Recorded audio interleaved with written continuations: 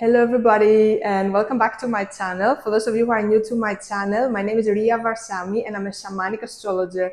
Today I will be sharing with you astrological information about the upcoming new moon that is happening in Aquarius on the 29th of January. So this particular new moon is super special because it's the first new moon of 2025. It's the first new moon that is happening in Aquarius after Pluto moved into Aquarius on the 19th of November. And also it's the first new moon after the lunar nodes shifted axis, changed axis on the 11th of January.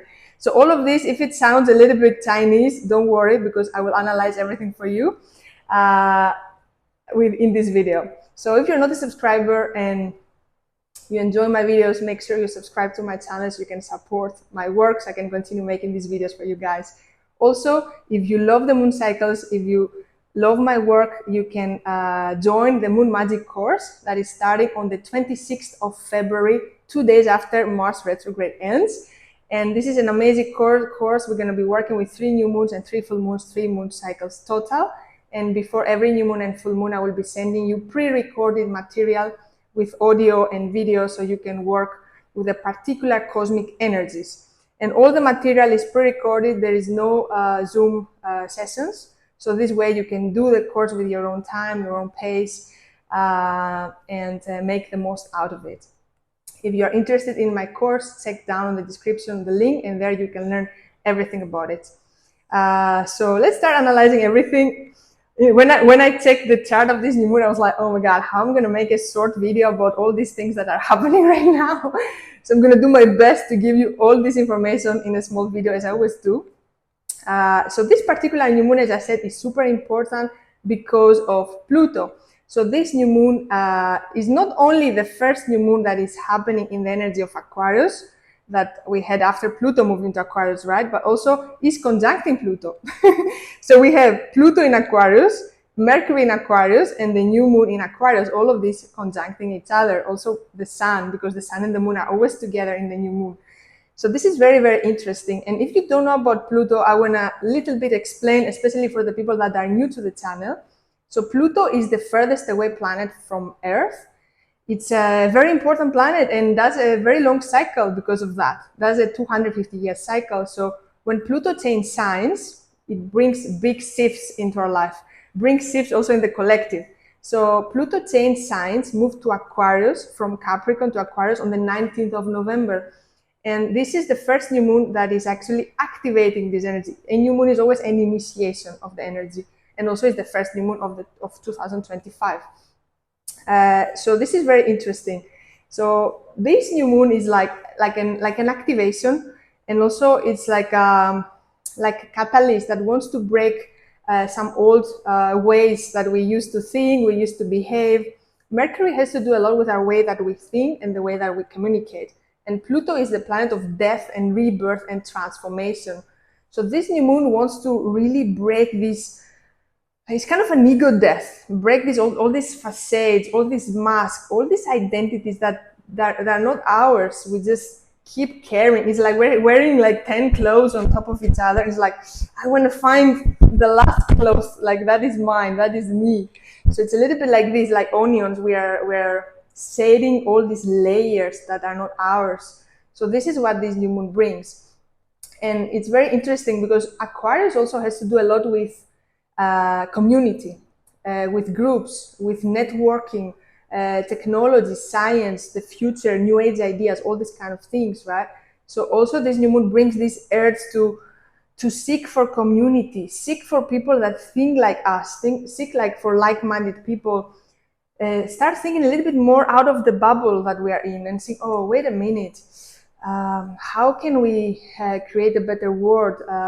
I want to be with people that have the same vision with me, people that care about Earth, people that care about nature. All these things can come up.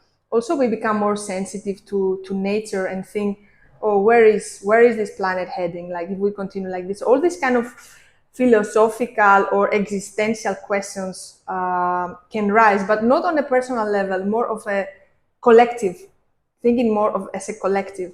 So that's what this new moon brings. And of course, with Pluto, we go through a lot of ego death because we have to go through this ego death to be able to connect to connect again, because we lost the connection with ourselves, because we lost the connection with the earth, with nature. So this Plutonian energy now comes and helps us to connect back, but we have to let go of all this ego. And this can be all these programs that the system put on us. So every day we're more and more disconnected from ourselves, and there are so many distractions out there. You guys know, so many distractions to keep us disconnected. So especially this particular also new moon, it's very, very, very powerful, because also we have lots of planets in the energy of Pisces. So we have 4 planets in the energy of Aquarius. I already mentioned, right? The moon, the sun are together, Pluto and Mercury. And the ruler of this of Aquarius is Saturn, right? The lord of karma, how we learn through these karmic cycles, the greatest teacher. And we have Saturn in Pisces, we have Neptune in Pisces, Venus in Pisces, and the North Node in Pisces, where I will tell you in a second. So if you will see the chart, you will see that most of the planets are in Aquarius and in Pisces. Very interesting combination, right? What is Pisces? It's all about spirituality, healing, intuition, imagination, subconscious, the hidden things, all of these things. So this is also an activation to our spiritual nature. It's a call to remember who we are, and remember this spiritual nature. Our connection with our spiritual nature is nature. Remember this. So it's very, very strong. And of course, if you have lots of Piscean energy in your chart, or lots of Aquarian energy in your chart, you will feel this energy even more stronger for you. And now the nodes. This is very important to understand. The lunar nodes are very important, especially when we study a person's birth chart. This is one of the main points of the chart, like very highlights, let's say. So the North Node represents the destiny and the karmic destiny, and the South Node represents the karma, the past lives.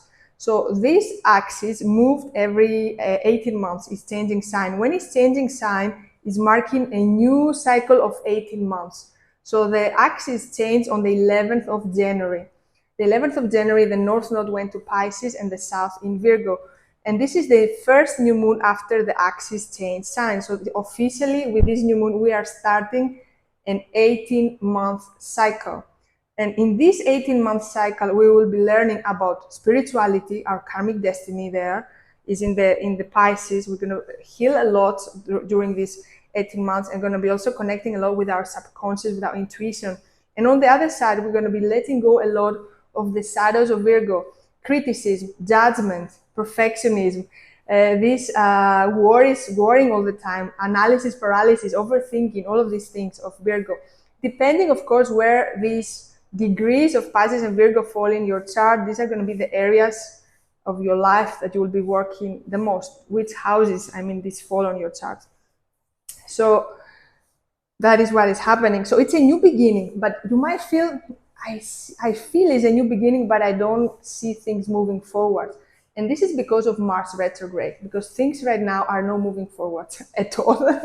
And actually, it's a very difficult time right now to take any kind of decision, and it's because of Mars retrograde. So when I was studying, I've been preparing for my course, and I've been studying the months ahead. I already studied until June, and then I was looking back also. And what I observed is that since Pluto entered in Aquarius, since the 19th of November, straight after, on the 26th of November, we started having retrogrades. And this retrograde period is going to be for 5 months.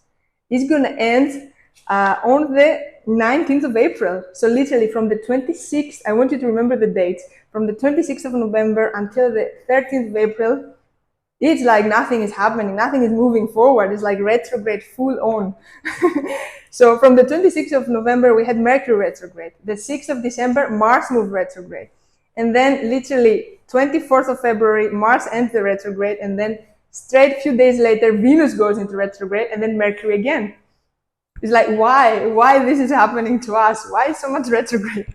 So this is bizarre. It's not something that happens all the time, right? Of course, Mars goes in retrograde every 2 years. Venus goes in retrograde every year and a half. It's like not happening all the time. And literally straight after Pluto in Aquarius. So very interesting. So this new moon brings this energy of Aquarius, but we don't see things happening. We're like, oh my God, So the message is trust a new beginning. Is a new beginning happening? Is something is shifting? Something is starting, but we don't see it yet. So that's the frustration. So if you don't know about Mars, Mars is the planet of action, is the masculine force, is the motivation. So when Mars is retrograde, it's the worst period to start things from scratch, from the beginning. It's the time to step back and reflect on our actions. It's not time to take new actions. That doesn't mean stop acting in your life, right? We need to take action every day. We do stuff, right?